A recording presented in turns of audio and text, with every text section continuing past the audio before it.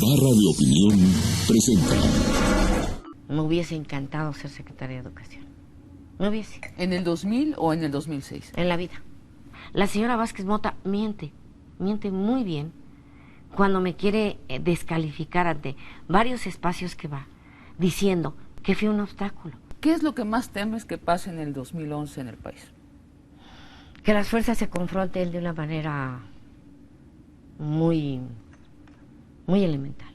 El terrible mal de nuestro país, sí, que se llama inequidad, sí, mala distribución del ingreso, que para los gobiernos anteriores y para estos, para lo actual, la educación no ha pasado de ser un discurso retórico.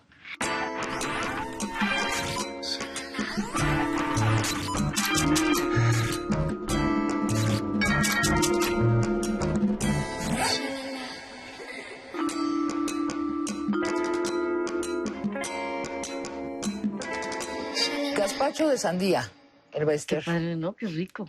Oye, Elvester, ¿te extraña que te hayamos invitado a Shalala a hacer las predicciones del año 2011? No, de ustedes no extrañan nada. De hace 10 años, no has apostado a un candidato que no haya ganado su elección, a nivel nacional y a nivel estatal. Entonces, sin decir más, empecemos a hablar de la política. El 2011 es un año importante, ¿no? Políticamente. Yo creo que muy importante. Pues es el preámbulo del 2012, ¿no? Se van a decidir algunas elecciones estatales. Donde se eligen 6 gobernadores. ¿Cómo crees que van a quedar estos gobiernos? Nayarit. Está complicado. Puede ganar el PAN.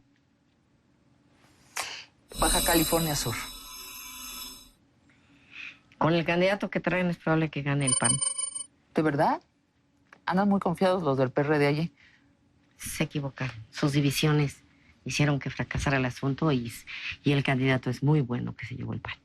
Perredista, además. Fíjate, todos son candidatos de otros partidos.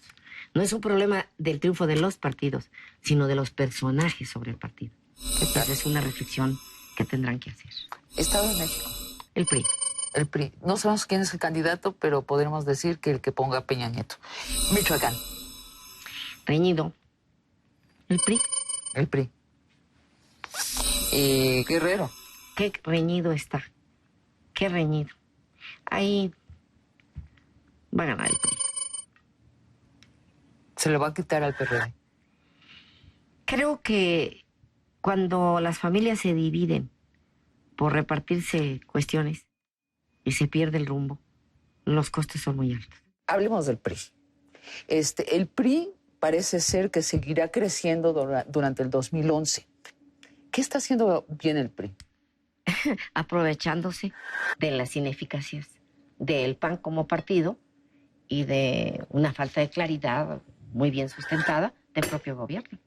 Si el PAN no aprendió a hacer gobierno, hay grandes vacíos. Pero si observamos con frialdad, con serenidad, pues el PRI no ha avanzado mucho. Han sido triunfos muy relativos, muy pequeños. Yo creo que al PRI le ha hecho falta una reflexión de fondo. ¿No se renovó? ¿No existe el nuevo PRI? Bueno, para mí todavía no está el nuevo PRI. No. Digo, sinceramente no. No es un asunto de ganar elecciones únicamente. Esa es una acción pragmática, válida en política. Digo, ¿sí? Tal vez yo he actuado, y no tal vez, he actuado en algunas condiciones por esa vertiente. Y en la tendencia mundial de que ya no hay ideologías, de que se pueden mezclar la derecha con la izquierda y que el centro es disputa de todos, creo que estamos viviendo una terrible confusión que daña las instituciones, que daña la vida democrática, que daña la convivencia de los mexicanos. O sea, y sobre todo para lo que está hecha la política, ¿no? Estamos con partidos electoreros que saben ganar elecciones unos más que otros. Y yo creo que lo peor que está pasando es que ni los partidos saben qué quieren. ¿Sí? Ganar No, elecciones. Salvo ganar Nada elecciones. más. Pero ni siquiera en eso se está haciendo eficaz. Entonces hay una gran ausencia de contenido en la política. Ahora, le toca a los políticos hacer ese trabajo. Claro. No puede venir de la sociedad civil. Los políticos están allí para eso. Los políticos, pero también los intelectuales. Es decir, hay urgente necesidad de una reflexión nacional. Las izquierdas. ¿Qué está haciendo mal la izquierda? Digo, en la mayoría de los países occidentales democráticos, la izquierda es una opción verdadera de gobierno.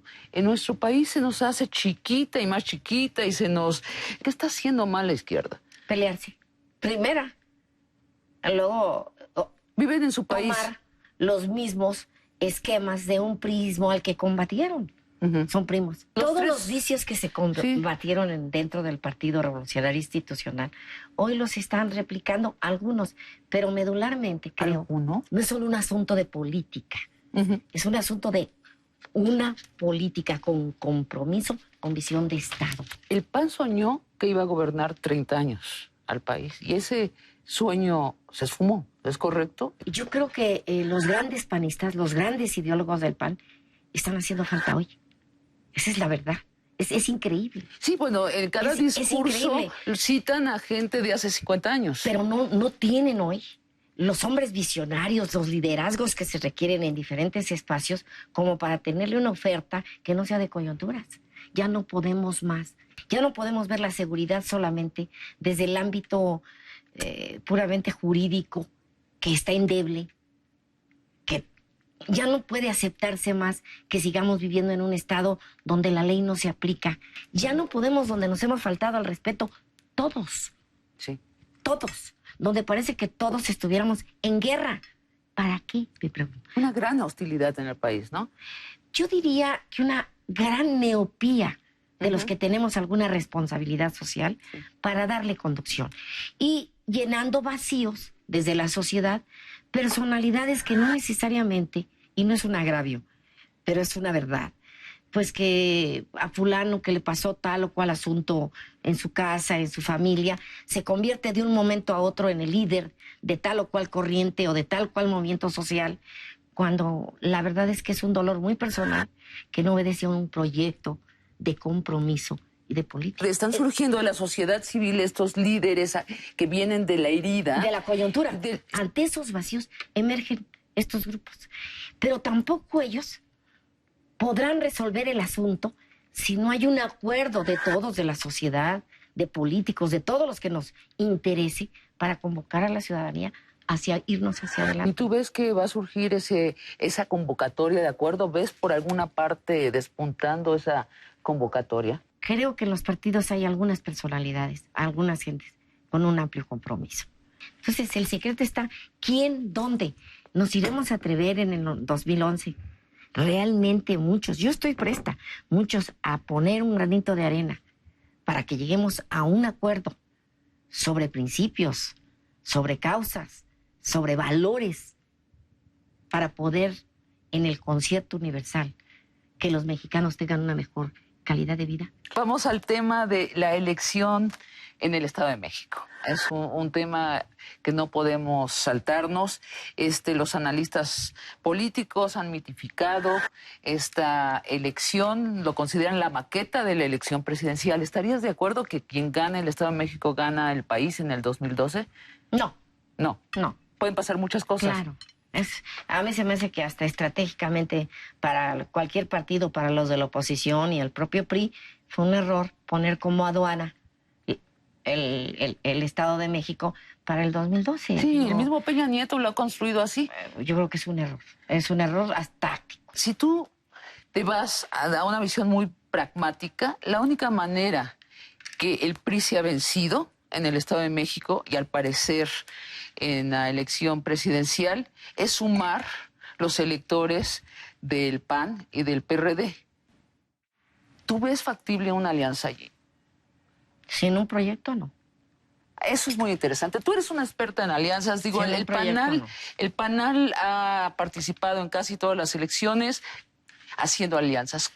¿Cómo se construye una alianza seria, con proyecto de cara al país y no nada más voy contigo para que no gane el otro o voy contigo para que me des un pedazo del pastel del que hasta podría presupuesto? ser legítimo si me garantiza una política pública. Okay. Eso es lo que habría que ver. ¿Cómo se llega a una alianza? A ver, primero te diré en razón de tu primera pregunta. El PRI también tiene que decirle a los mexicanos que le perdone los errores que ayer hubieron, pero también que se le reconozca las virtudes que tuvo de darle gobernabilidad, institucionalidad, estabilidad, cierto equilibrio al país. Si no somos miopes, no es todo lo de ayer. Así malo. es, así es. No, es errático. no se puede convivir en una democracia satanizando al otro. Al que no es como tú piensas. Así es. Entonces, en ese sentido, creo y vuelvo a confirmar esto. Para hacer una alianza, yo pienso que es medular una discusión profunda de qué con la política económica en el país y de reforma laboral que se va a requerir y generar empleo para combatir la pobreza. Nos encontramos que no sabemos cuáles son las vocaciones productivas de las diferentes entidades federativas. No hay gobierno. No hay planeación. Entonces, ¿qué requerimos? Sentarnos y revisar la política social. ¿Es urgente una reforma hacendaria? Sí. Que la economía, si no tenemos con qué repartir, qué dar, Así tampoco. es. Entonces hay que asociarla bien. Entonces discutir bien la política económica, discutir muy bien la política social. Tienes que discutir otro tema fundamental. ¿Cuál va a ser nuestra relación con el mundo? ¿Cómo nos vamos a entender? La reforma del Estado. ¿Qué poderes nos vamos a dar? ¿Qué Estado nos vamos a dar? ¿Estamos todavía bajo un sistema presidencialista? Bueno, estamos como pluripartidista. Oye, pero le tocaba a los gobiernos de la transición, digo, no miremos al pasado porque estamos haciendo precisamente prospectiva, pero así entre paréntesis sí habría que decir que le tocaba a los gobiernos de transición esta reconstrucción del país y no sucedió. Lo que voy a decir no va a agradar, pero sí le tocaba en cierta medida, pero también los actores que en ese momento estábamos no quisieron. Es decir, creo que el momento histórico importante para consolidar la transición, que en mi opinión no está, para consolidar la transición en la alternancia del poder, fue con el presidente Fox. Sí, claro. Con el presidente Fox se propusieron reformas. ¿Tú ves otro momento posible de alianzas? Bueno, empezamos hablando del Estado de México y ahorita ya nos fuimos al país. Tú hablas de una alianza de todos los partidos. Sí, pero yo hablo, ningún partido solo va a ganar. De eso estoy convencidísimo. La elección del 2012 y aún la del 11 tiene dificultades en varios estados. Ajá. Tiene sus serias dificultades. Hay que ver lo electoral. Entonces, se va a requerir de alianzas. Alianzas en razón de un proyecto. Sí. ¿Por qué el Estado de México no es definitivo y definitorio para ver si el PRI gana o pierde? Porque sería muy lamentable que un partido solamente tuviera un candidato para la presidencia de la República. Digo, yo como mexicana no lo acepto. Tú hablas de una alianza nacional integral de todos los partidos. Y si no es gobernable el país, a fondo no es gobernable si no hay un acuerdo nacional. Sabina, a ver, en torno a la gobernabilidad han habido grandes vacíos. Y yo te podría decir en mi caso personal, a veces hemos dejado donde yo me desarrollo y las actividades que yo hago, en aras de la gobernabilidad también he guardado silencio. Sí. Si me digo, como dice por ahí, se traga unos sapos. El problema no solo es la gobernabilidad, sino la viabilidad. Lo que está lacerando a nuestro país, la pobreza, la falta de legalidad, que no hay Estado de Derecho. Necesitamos luchar porque realmente haya una discusión que por encima de la ley, recuperar eso, fortalecer las instituciones. Pero ¿cómo podemos llegar allí? ¿Cómo a esta discusión nacional? Yo sería feliz a ver dónde. Pero lo que podemos es analizando, estudiando, viendo algunas personas, porque no, también esto es de hombres y mujeres, de seres vivos, vivientes y comprometidos, es la posibilidad de que se junten. ¿Sí? O sea, tú dices que entre la derecha, la izquierda y el centro hay todavía una ruta larga donde pueden caminar juntos. Sí, pero se necesita un acto de generosidad de las facciones para no dedicarse a ganar nada más elecciones, sino construir un proyecto. No van a tener ese acto de generosidad. No lo van a tener. Aceptemos que ya no va a haber. No. Nos están aplastando los extremos. Sí. Los extremos de un lado y de otro. Sí. Y luego, por la otra, todos nos estamos empujando por querer tomar un centro que no sabemos cuál es el centro. No, pues no, si no hay proyecto, ¿dónde está el centro? Entonces, ese proyecto de centro es el que hay que construir. Y todos estos que estamos avasallados por esta polarización de fuerzas, nos tenemos que reunir. Esto No va a ser fácil. que lanzas aquí, esta invitación a que los políticos y la sociedad civil consideren sentarse a discutir los grandes temas y armar un proyecto, me parece muy interesante. Pasemos, A ver, pasemos Sabina, más pero adelante. creo que tu preocupación es una, perdón, Sí, sí. en esta. Tu preocupación es quién va a convocar.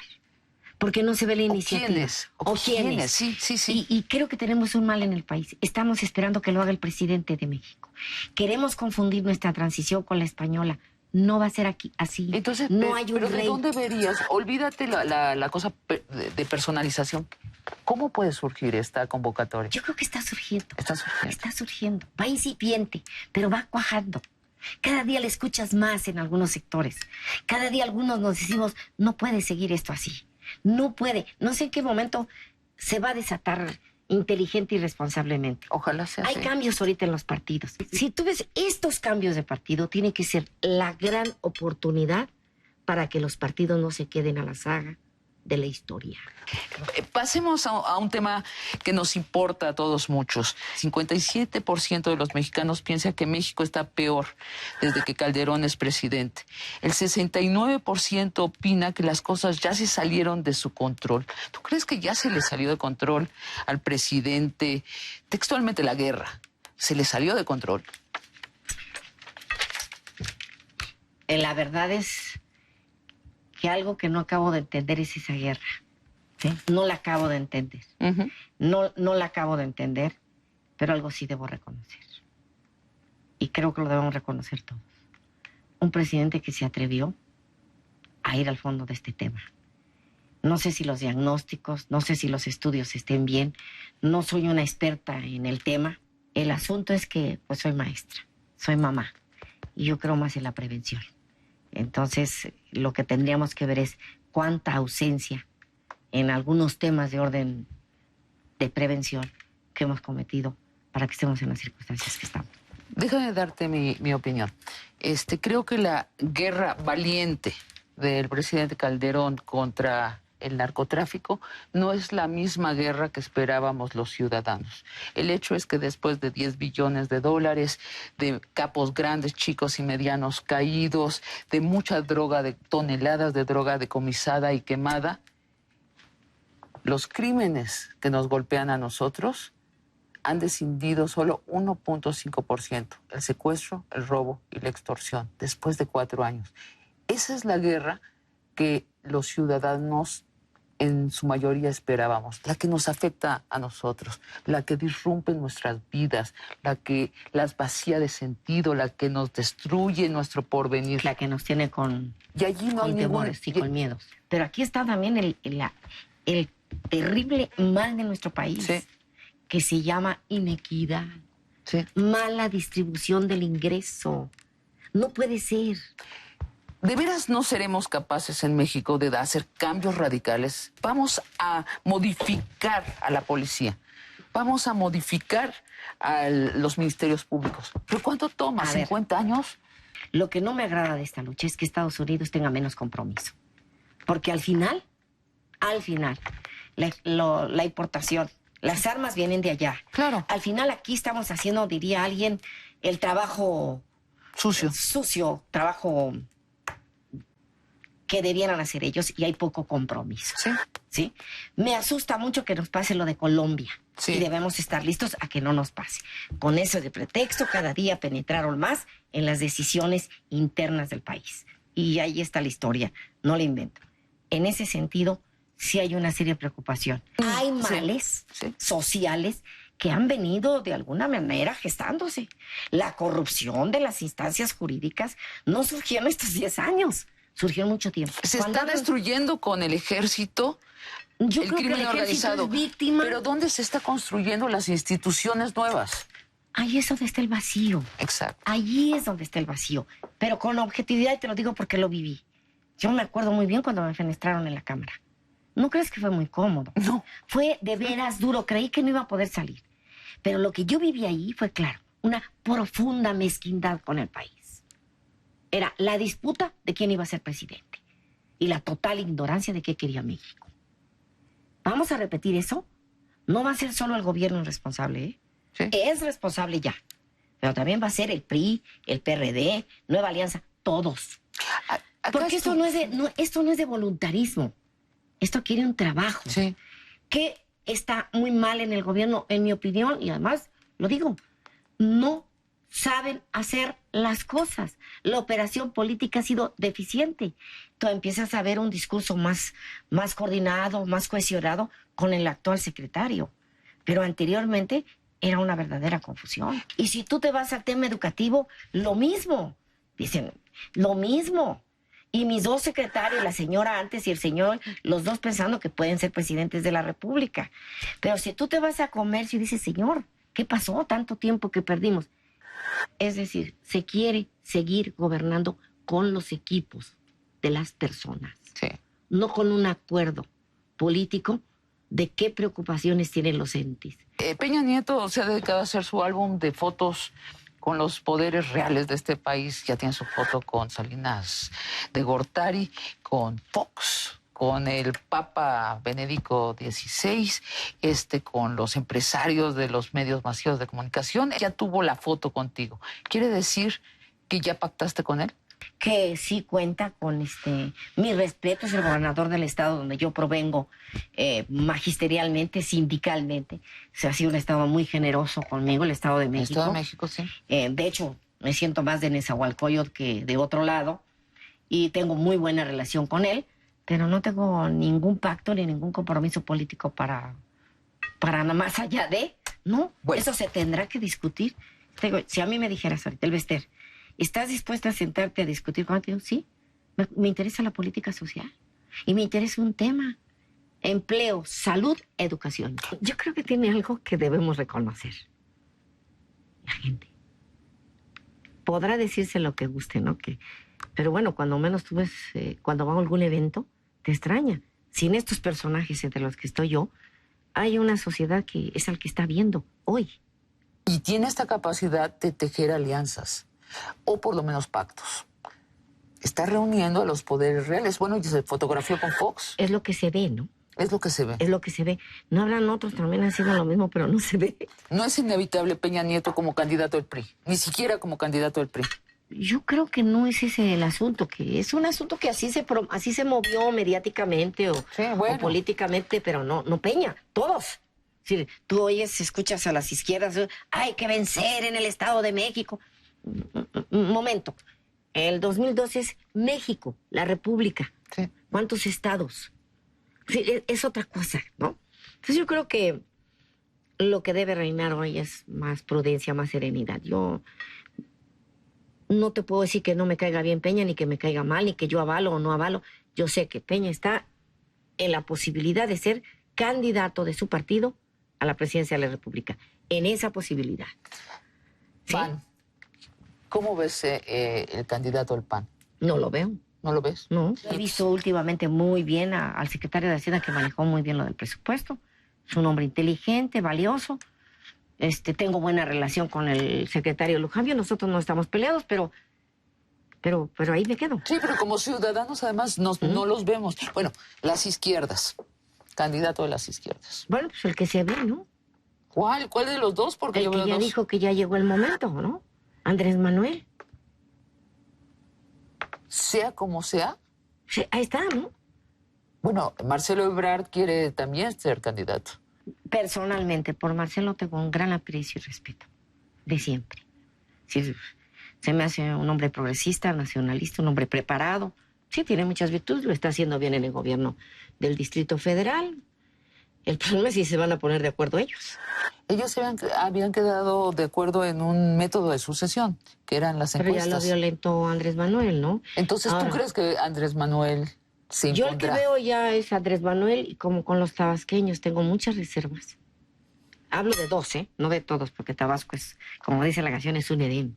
Pero después de la elección que viví con un tabasqueño, y también ver a este tabasqueño cómo están sus spots y cómo me ve, y el otro también, ¿no? Andrés Manuel, ¿no? Digo, en esos dilemas, en eso perdimos un poco el rumbo de la historia, ¿no? Es un bache. Pero al final, Andrés Manuel, Marcelo, los que vienen del PAN, Eliseo Peña, otras gentes que puedan estar en el PRI, la decisión no está todavía. Falta mucho. Sí. ¿Cómo van a quedar ahorita los partidos? Sí, yo creo que el análisis es ¿cómo va a quedar el PRI? ¿Cómo va a quedar el PAN? Sí. ¿Qué actitud política van a tener ante la realidad? Porque se equivocan si creen que ya ganaron. Si en el PRI han pensado que ya ganaron, es un equívoco, es no conocer al pueblo mexicano. De veras, es un equívoco fenomenal. Como decir, si Peña Nieto gana el Estado de México, ya ganó la presidencia de la República. Señores, seamos sensatos. No es así. Puede ganar la candidatura, pero la presidencia hay que trabajarla bien. Claro. Y falta camino. Andrés Manuel, porque ya está en la calle, ya. ¡No! Entonces, ahorita lo que está en debate es quiénes llegan a los partidos, pero los medulares. ¿Qué oferta? ¿Sabes lo que yo política van a siento? tener? Que en estas elecciones nos andan madrugando por todas partes. ¿Quieren Parecen repetir la escuela chinapinas. de lo que dicen? No, es que si Fox salió así, así va a ser. No, no, olvídense. Calderón salió porque se desmarcó del presidente Fox. Como si siguiéramos siendo una sociedad de gente ciega, muda, callada. Cada día nuestro país está más politizado. ¿Sí estás optimista? Yo estoy optimista en razón de una realidad. Qué generoso es el pueblo mexicano. Sí, Qué maravilloso es. sí. Y eso me da un optimismo de pensar que ante las peores habrá amadores. Por el otro lado estoy como contraída. ¿Cómo te diría? Confusa. Hay cosas que no agradan de la política y que no te gustarían para tu país. Que los políticos seamos tan ingratos con la sociedad. Ese es. Y yo creo que llegó el momento de corresponder. Y si para eso tiene que emerger una nueva clase política, que emerja, es urgente. Pero si a cambio de eso hablamos que venga el relevo generacional y estamos pensando en muchachos que tengan 30, 40, no sé cuántos años, y que retraten bien en la televisión, que tengan buena dicción, que hayan estudiado en tal cosa, pero que no sepan de la cultura del esfuerzo, también lo debemos pensar. Sí, Digo, sí, no. Es un tema de fondo. Así es. Este debate no va a buenos o malos. Vamos al tema que es de fuego contigo, el tema de la educación. Como dices, un tema fundamental. Y bueno, no nos fue muy mal en la prueba No tan mal. PISA. El Bester, no se te puede escapar que te han agarrado a ti como la villana del asunto. Y ya es una frase hecha, lo lees un día sí, otro día no, que dicen, si la educación está estancada, la culpa es de la líder del CENTE, el Bester Gordillo. ¿Qué respondes? Que es falso. Que es rotundamente falso. Que es muy importante que quede claro Sí. y que acepto la irresponsabilidad o la responsabilidad que yo tengo de no haber podido comunicar y diferenciar bien qué es la Secretaría de Educación Pública y qué es el CENTE. Uh-huh. Y me gustaría mucho que revisáramos desde cuándo no tenemos un secretario de Educación que responda al requerimiento de una política de Estado en materia educativa. ¿Desde cuándo? Mira, yo creo que nos quedamos con Bodet. ¿Qué tal? Reyes, perdón, Reyes, iba a decir Reyes también. Torres Bodet, o sea, ¿cuántos Torres Bodet? ¿60? Por ahí van. 60. Revisa. Tal vez, sí, Torres Bodet, no, pero también estuvo don Agustín Yáñez. sí, que la hizo bien, Sí. lo que sea cada Eran quien. Creo que hay expertos en educación. expertos en el tema. Ahí nos quedamos. ¿Reyes también no te pareció un experto? No, El primer, es del un primer hombre, gobierno panista. un rector, una gente preparada, un universitario con información, conocedor del tema en educación superior, con vocación para hacer las cosas bien. Lo que me pareció Josefina Reyes Vázquez Temer, Mota, ¿no te parece una experta en educación? por favor, con todo respeto, ¿no? Digo, tiene muchas virtudes, es muy buena política, muy buena para las relaciones públicas, no hay duda. Pero para educación, ¿no? Alonso Lujambio vio en el Colegio de México. No, pero tampoco me pareció tan bueno Limón. Tampoco.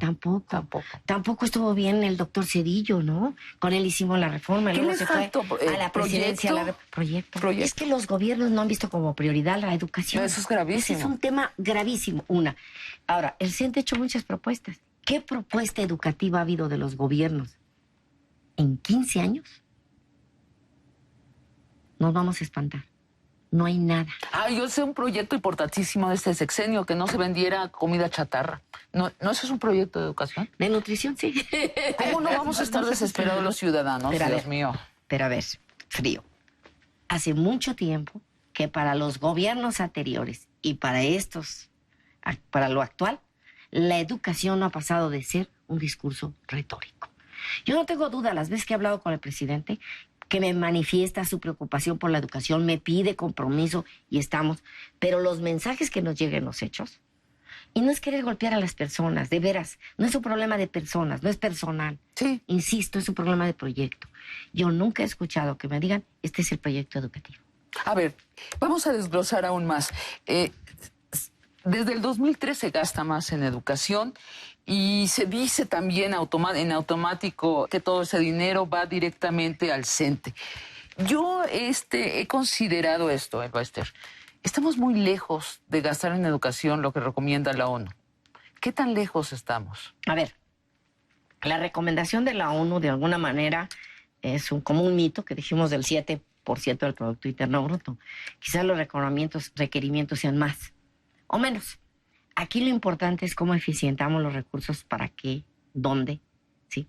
Cuánto mandamos a investigación, en fin. ¿Pero cuánto gastamos? ¿3%?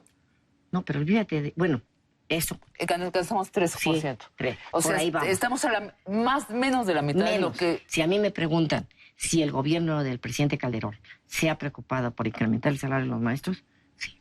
O más bien tú te has preocupado de ejercer la fuerza política que tienes. Sí, y entonces, pero, si no se aumenta el gasto total de educación, entonces la proporción del CENTE se ve enorme. Haciéndome la pregunta, me das una gran oportunidad que quiero decir. El CENTE no maneja un centavo, un quinto de lo que va a educación. Nosotros no tenemos nada que ver con ningún fideicomiso. Los fideicomisos, los incrementos salariales, todo lo del presupuesto en materia educativa es responsabilidad de la Secretaría de Educación Pública Central y de los gobiernos de los estados. Entonces, ¿qué recibe el CENTE? Los recursos que nosotros recibimos, los únicos, son las cuotas sindicales. ¿Qué es lo que pagan los maestros? Lo que dan los maestros de apoyo a sus sindicatos. ¿Dónde está el proyecto educativo?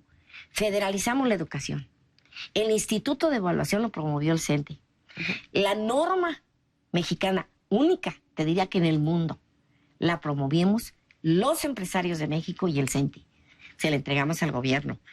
No estamos en contra de la evaluación, al contrario. Nuestro gran dilema es cómo la federalización de la educación da los resultados que se esperaba. A ver, ¿y tú estás de acuerdo con esta recomendación del OCDE, que se queden los maestros buenos y se vayan todos los maestros malos? No creo que esa sea la regla. ¿No? No creo que esa sea la regla, pues sí creo una. Que el maestro que trabaje gane bien. Que el maestro que se preocupe por sus alumnos gane bien. Que se pague por el desempeño docente. Sí. Que se evalúe en los niños. En los niños, no en los maestros. En los educandos. En los educandos que se evalúe. Claro que sí, ¿por qué no? Mira, Cárdenas, cuando asume la presidencia, tiene serias crisis económicas. Van los dirigentes a pedirle el incremento salarial y el presidente Cárdenas responde, no hay dinero. Pero la revolución ustedes han tenido parte en ella. Háganla. La gloria de la escuela rural mexicana tiene que ver con esa frase. ¿Cuándo has oído un presidente que diga, en la era del conocimiento, hoy, ante los retos que tenemos, maestros y maestras de México, ustedes hagan? No, al contrario. Al contrario. Los programas de capacitación y actualización nulos. ¿Por qué sí reconozco algunas acciones del gobierno, pero particularmente el presidente? Porque fue el que ordenó a la SEP que hubieran convenios con las universidades. Y hoy estamos en convenios con universidades nacionales y extranjeras para capacitar maestros. Y no ha llegado a la Secretaría de Educación Pública alguien que sepa de educación. Uno de los dramas de la educación en México es, por cada 100 niños que entran a primaria, salen 62. De esos 62 que entran a secundaria, salen 45. Si estamos en un país donde solo 45% de la población tiene más allá de secundaria, no hay movilidad social. Sabina, pero ese Y no es el un sueño, problema. no es ese el problema, que los No. niños no ¿Pero permanecen en la escuela. ¿Por qué se van? Tú dime, tú eres la experta. ¿Por qué se van? Porque en sus casas no hay con qué, no hay empleo, ¿sí? ¿Por qué hablan hoy de jóvenes ninis?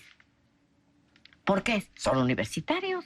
Hay mucha gente que ya terminó Porque carreras y no no hay tiene empleos. nada. No No hay hay empleo. empleos. Se llama falta de planeación educativa. A ver, Elbester, hubo una tentación en el 2000 de nombrarte a ti secretaria de Educación. Si tú fueras secretaria de Educación, ¿qué harías? Dime qué harías. Cambiar estructuralmente el sistema educativo. Ese sistema Expláyate. ya no nos funciona. Se educó para formar hombres institucionales.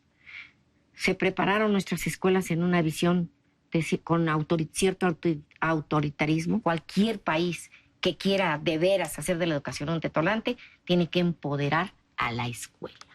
Entonces, ¿yo qué haría? Hacer cada escuela más poderosa.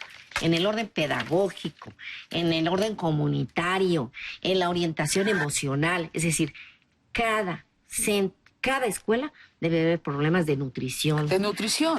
Asuntos de farmacodependencia. Que Deberían tiene que comer ver y desayunar y comer allí. Crear escuelas de tiempo una generación de niños bien comidos y bien educados. Así es. Nosotros le hicimos una propuesta al gobierno de la República.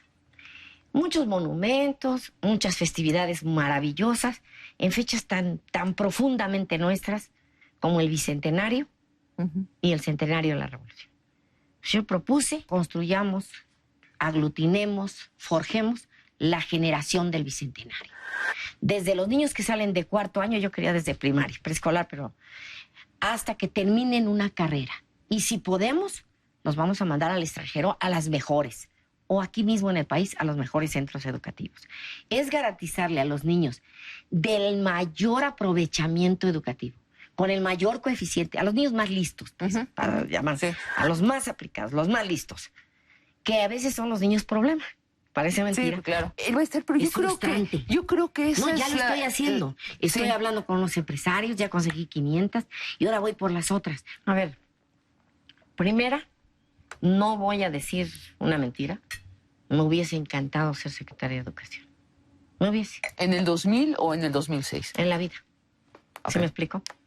Yo creo que no hay mayor ministerio que el de la Secretaría de Educación Pública. Pero me está vedado. En un país como el nuestro me está totalmente Tu vedado. problema es que eres dirigente del CENTE, Así es. no eres secretaria de Educación. Ese es, con todo respeto. Pero como no quiero que se enrarezca el mundo político y crea que mi posición es en razón de que quiero un ministerio o una chamba en el gobierno, hoy sé que eso me está vedado. Por vocación y por compromiso con el gremio y porque así lo quiero. ¿Se me explicó? No quiero que haya esa confusión. No, conmigo que no pelee nadie, que le quede claro. No es mi objetivo.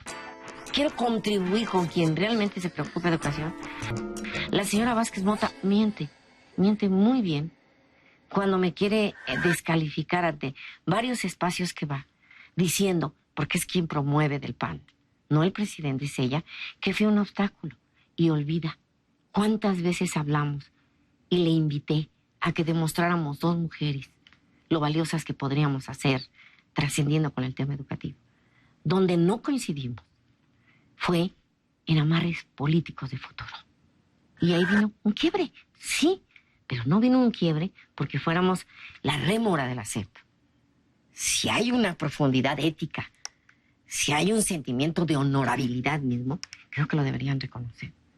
Lo mismo sucede con el señor Lujambio, con el doctor, el maestro. Yo no tengo ninguna diferencia con él. Nuestro problema de fondo está que hay una disputa por la educación de las extremas. Sabina, alguien se preguntará cómo ha de ser complejo dirigir una organización donde no sean Guerrero, Michoacán, Oaxaca, Chiapas. Se vienen todos los días a insultar a tu casa. Veamos dónde están los índices bajos de educación. ¿Dónde tenemos el mayor déficit? ¿Dónde están los disque democráticos? Y les han dado auspicio a los gobiernos. Panistas no, Piistas. Bueno, pero también... Entonces, hay una disputa por la educación. Exacto, pero en hay el una contexto disputa sin económico, proyectos. político. Porque si tú me dijeras, la lucha es entre un No, es una proyecto disputa ideológica de crear también. empresarios y una de crear monjes. No, pero aquí el monjes, problema- queremos catolizar a México. No, pero No. es sin proyecto. Pero también los proyectos tienen que tener rumbo. Sí, claro. No, rumbo, bueno, eso es un contenido. proyecto, no proyecto es destino, No, ¿no? no, yo que me digan que van a formar monjes o que van a formar clérigos, pues yo voy a decir que no, porque soy liberal. Y yo Bueno, sigo pero por lo creyendo en el menos tercero sería- constitucional. pero sería un proyecto, por lo menos, Pero quiero cuando decir. no sabes contra qué luchas. Sí, exacto. No, sería. Exacto. No, aquí son todos encapuchados disputándose la educación desde una perspectiva eminentemente política. ¿Qué podremos concretar de esta charla, de esta reunión? Una, ¿es posible en México un gran acuerdo por el país? Sí. Sí es. Lo que falta es voluntad política de las Y partes. tiene que suceder en el 2011. Con o sin grandes personajes. ¿Sí? Es entender que México está reclamando. ¿Y el segundo que- punto? El segundo es, perdón, pero sí podemos poner de acuerdo. ¿Qué nos va a hacer que nos pongamos de acuerdo y sigamos descalificando y no sigamos descalificando y en guerras estériles? Un proyecto de país. ¿Qué quiere la izquierda de México? Pero que lo diga con claridad. No que ande diciendo que va a resolver el problema de la pobreza por arte de magia. No que... No es cierto, la realidad. ¿Qué Realistamente. quiere la derecha? ¿Qué quiere la derecha? ¿Y qué quiere el PRI, que es el gran misterio, ¿Y aparte qué del quieren? poder? Y a ver, vamos Aparte del viendo. poder. Y eso es válido. Pero ¿el poder para qué? Si logramos ese acuerdo, muchos males se nos van a poner. Y sobre todo algo, como generaciones, vamos a trascender. Si no, la historia está dicha. Seremos unos mediocres, que no estuvimos a la altura del tiempo. Elbester, Somos. para concluir, ¿qué es lo que más temes que pase en el 2011 en el país? Que las fuerzas se confronten de una manera muy, muy elemental. Que haya cerrazón de las partes. Que el gobierno realmente no observe, no vea que es gobierno y que tiene el compromiso de Estado a convocar a todos a un arreglo. ¿Qué es lo que más deseas que suceda en el 2011? Una alianza. Muchas gracias, Elbester. Ha sido una delicia esta plática.